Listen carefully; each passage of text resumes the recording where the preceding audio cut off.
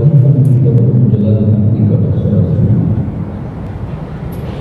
Dan kita juga masih dalam iman dan Islam. Kita tidak bisa membayangkan masih banyak saudara-saudara kita yang mungkin dari kesibukan mereka tidak bisa menghadiri salat sunnah.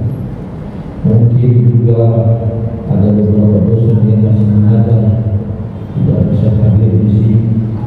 Mungkin juga ada beberapa orang yang sibuknya berdagang dan sebagainya. Kita berbahagia pada hari ini dan kita bisa hadir di dalam majlis yang mulia ini, di majlis Jumat. Hadirin sudah berbahagia.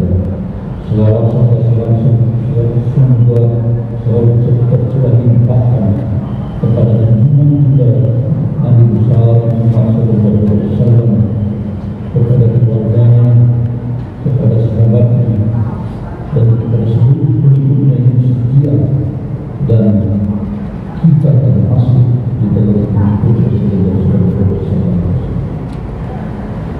Hari ini sidang Jumat yang berbahagia tahun 2024 yang akan datang, mungkin tinggal 1 bulan lagi adalah tahun politik yang akan sangat menentukan arah pembangunan bangsa. Bukan hanya pembangunan bangsa, tetapi akan menentukan nasib umat Islam Indonesia yang jumlahnya kira-kira 240 juta. Masing-masing calon pemimpin dan calon anggota Islam sekarang ini mulai merasa kusut untuk mencari hubungan dengan menghalalkan segala macam cara. Karena itulah pada situasi seperti ini kita dihadapkan di mana calon-calon yang sebagai besar sesungguhnya tidak menyesuaikan kualifikasi potensi. Ini adalah kelemahan dari sistem demokrasi. Salah satu besar seorang bukan kelemahan yang terbaik untuk memimpin bangsa ini. Kalau ada yang bertanya apakah sistem demokrasi Indonesia itu sesuai dengan syariat Islam, saya katakan tidak sesuai. Sistem demokrasi yang ada di Undang-Undang Dasar 45 itu adalah sistem demokrasi yang sesuai dengan syariat Islam. Tapi yang sekarang ini setelah era reformasi, sistem demokrasi sudah berubah. Sistem demokrasi liberal. Hadirin sudah semua yang berbahagia. Nabi Muhammad SAW tidak pernah memberikan kekuasaan untuk mengganggu urusan masyarakat kecuali kepada orang yang paling baik dan paling mengerti bidangnya. Demikian pula dilakukan oleh para khalifah sesudah Nabi. Pernah suatu ketika seorang meminta jabatan kepada Nabi dan Nabi menjawab, saya tidak akan memberikan jabatan kepada orang yang meminta jabatan. Ini berbeda dengan kondisi zaman sekarang. Banyak sekali orang yang tidak berilmu dan menduduki posisi penting di tengah masyarakat dan menentukan kebijakan untuk umum. Orang yang menganjurkan hidup jujur, anti korupsi, anti zina, ternyata hidupnya penuh dengan ketidakjujuran. Mereka tidak bisa membedakan antara hak dan batil, antara mana rezeki yang halal dan mana yang haram. Imam Ahmad meriwayatkan dari Abu Hurairah radhiyallahu anhu, Rasulullah SAW bersabda, sesungguhnya akan datang kepada manusia tahun-tahun penuh tipu daya. Para pendusta dipercaya, sedangkan orang jujur dianggap berdusta. Pengkhianat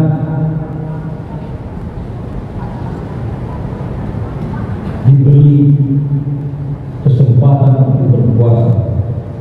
sedangkan orang yang jujur harus parkir minggu tidak mendapat tempat. Pada saat itu para Ubaidillah mulai akan bicara, apa itu Ubaidillah kata sahabat Rasulullah. Dia menjawab, orang-orang dulu yang bicara tentang urusan orang banyak.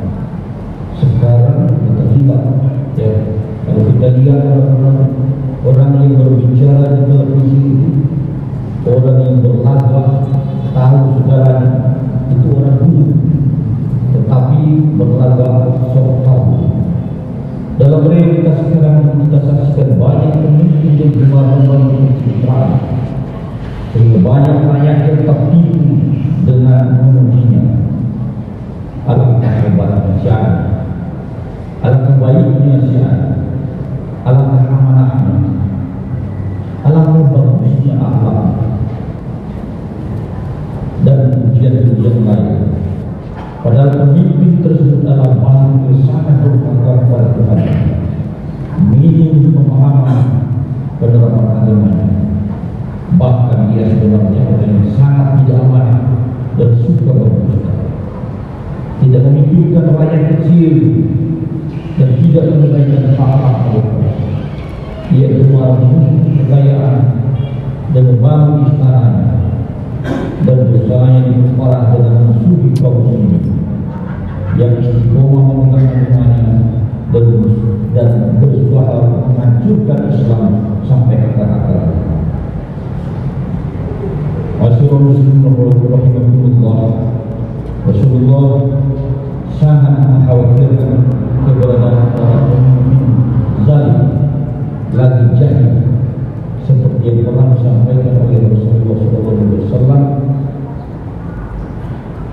Innama akhafu ala ummati a'immatal mudillin. Sesungguhnya yang aku takutkan atas umatku adalah berkuasanya para pemimpin yang menyesatkan. Hadis riwayat Abu Daud, Tirmidzi, Ahmad dan Al-Ghazali. Bahkan fitnah yang ditimbulkan lebih menakutkan daripada fitnah Dajjal. Abu Dzar pernah meriwayatkan dan bertanya kepada Rasulullah SAW, wahai Rasulullah, apa yang lebih kau takutkan atas umatmu daripada Dajjal? Rasulullah SAW menjawab, para pemimpin yang mudillin, pemimpin yang menyesatkan. Para pemimpin penyesat umat di dalamnya para umara, para ulama, ahli ibadah.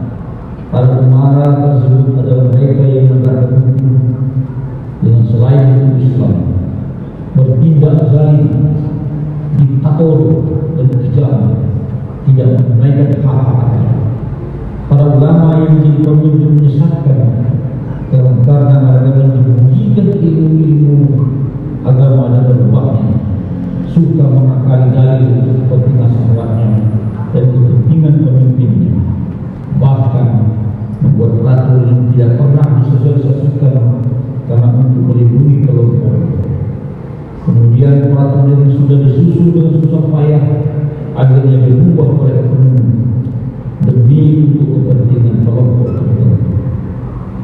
Jika kita mau jujur menimbang pemerintahan yang ada sekarang atau pemimpin lembaga, rasa-rasanya keburukan dan kejahatan sudah tersinggah oleh hadis di atas, sudah jelas nyata di depan kita.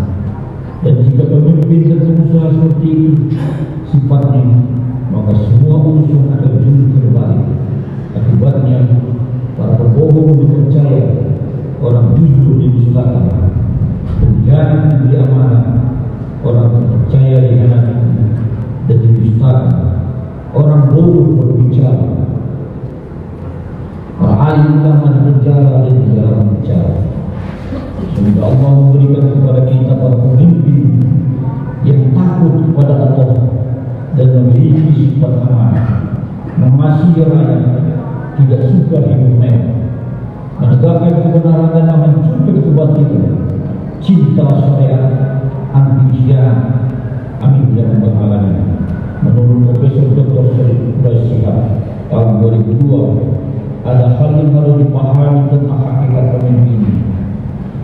Pemimpin dalam pandangan Al-Quran bukan sekedar kontrak sosial antara sang pemimpin dengan masyarakat, tetapi merupakan ikatan perjanjian antara dia dan sang Khalik Allah Subhanahu wa Ta'ala. Kepemimpinan adalah amanah titipan Allah, dan sesuatu yang diminta apalagi dikejar dan diperbutkan. Sebab kepemimpinan melahirkan kekuasaan dan wewenang yang gunanya semata-mata untuk memudahkan dalam menjalankan tanggung jawab melayani rakyat. Semakin tinggi kekuasaan seseorang, hendaknya semakin meningkatkan pelayanan kepada masyarakat, bukan sebaliknya. Digunakan sebagai peluang untuk memperkaya diri, bertindak zalim dan sewenang-wenang terhadap rakyat. Balasan dan upah seorang pemimpin sesungguhnya hanya dari Allah Subhanahu wa Ta'ala di akhirat kelak, bukan kekayaan dan kemewahan di dunia. Karena itulah ketika sahabat Nabi sallallahu alaihi wasallam Abu Dzar meminta suatu jabatan kepada Rasulullah, maka Nabi kita bersabda, "Kamu orang lemah, dan ini adalah amanah sekaligus dapat menjadikan keniscayaan dan penyesalan di hari kemudian." Hadis yang diriwayatkan oleh Muslim. Sikap yang sama juga ditunjukkan Nabi ketika seorang meminta jabatan kepada beliau, di mana dia berkata, "Ya Rasulullah, berilah kepada kami jabatan pada salah satu bagian yang diberikan kepada." Maka Rasulullah menjawab, "Demi Allah, kami tidak akan mengangkat seorang pada satu jabatan pada seorang yang menginginkannya atau ambisi pribadi orang tersebut." Hadis riwayat Bukhari Muslim. Para saudara juga Habib ini pada tahun 2003 itu ada dua pengertian pemimpin Islam. Pertama, pemimpin berarti Umar yang sering disebut sebagai ulil amri. Yang kedua, pemimpin sering juga disebut penyebut ummah, pelayan. Maka sifat-sifat seorang pemimpin sebetulnya sejalan dengan pendapat yang dibukakan oleh Al-Mubarak yang disebut pemimpin tahun 2002, yakni ada 4 syarat untuk menjadi seorang pemimpin. Pertama, memiliki akidah, memiliki iman dan Islam yang benar. Yang kedua, memiliki ilmu pengetahuan, ilmu manajemen dan wawasan yang luas. Ketiga, memiliki akhlak yang mulia. Keempat, memiliki kecepatan manajerial dan administratif dalam mengatur urusan dunia. Tata cara pemilu demokratis Indonesia, One Man sekarang sungguh bertentangan dengan prinsip syura dan permusyawaratan yang diikuti dalam sidang kerajaan yang dipimpin oleh kebijaksanaan dan penguasa perwakilan. Dalam sistem syariat, setelah seorang kepala negeri dewan terpilih, maka kepala negara tersebut dipilih untuk mengangkat para kepala daerah pemerintah dan menjadi ulil amri di daerah. Para kepala daerah sebagai kepanjangan tangan kepala negara melaksanakan amanah jabatan pemerintah seperti kepala negara, yakni menjaga agama, memelihara urusan kemasyarakatan. Mereka wajib melayani rakyat dengan sebaik-baiknya. Rasulullah SAW memerintahkan kepada Muaz bin Jabal dan Abu Musa al-Asy'ari yang beliau utus pada daerah Yaman agar bersikap baik dalam melayani rakyat. Beliau SAW berpesan kepadanya, permudahlah urusan mereka, janganlah kalian boleh